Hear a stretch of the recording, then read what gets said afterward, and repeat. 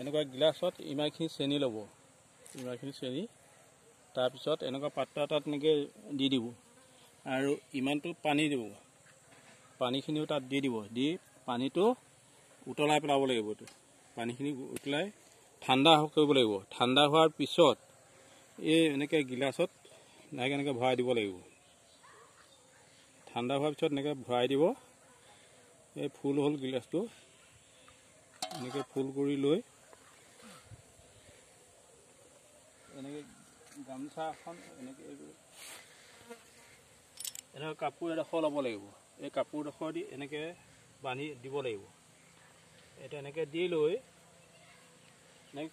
ৰছী এডাল এনেকৈ এইটো এনেকৈ বান্ধিব লাগিব।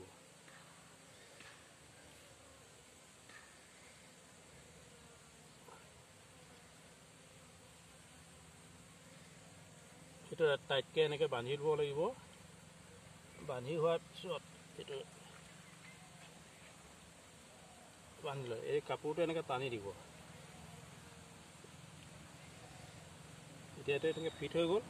যোৱাৰ পিছত এই বস্তুটো এনেকৈ হাতে এনেকৈ মাৰি দিলে, দি এই বস্তুটো এনেকৈ দিলে। এতিয়া এই পানীটো নপৰে। এইটো লাহেকৈ ইয়াত এই ঢাকনাখন আঁতৰাই ল'ব লাগিব। এইখন আঁতৰাই ল'লোঁ। আঁতৰাই লৈ এই মৌ গুটিবিলাক যাবৰ কাৰণে এনেকৈ ধোঁৱা অলপ দি দিলে।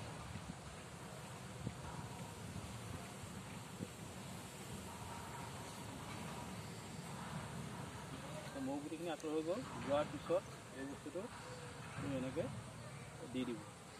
চাব এই ফ্ৰেমকেইটা যাতে সমান হয়। এনেকৈ এঢলীয়া হ'লে মানে কিন্তু এই গিলাচটো বেকা হ'লে এই পানীখিনি পৰি যাব। এনেকৈ গিলাচটো বেকা নোহোৱাকৈ সমানকৈ দিব লাগিব। দিয়াৰ পিছত এইটো এনেকৈ বহুৱাই দিব। বহুৱাই দি ইয়াত এখন মৰাপাটৰ এনেকৈ বস্তা দি দিব।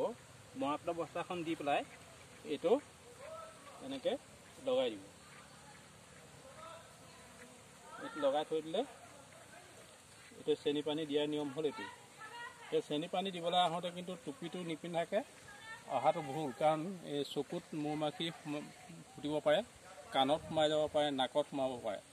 গতিকে চকু, কাণ আৰু নাক এইকেইটা বস্তু আমি নাপাওঁ। গতিকে এই টুপিটো ব্যৱহাৰ কৰাটো নিতান্তই প্ৰয়োজন।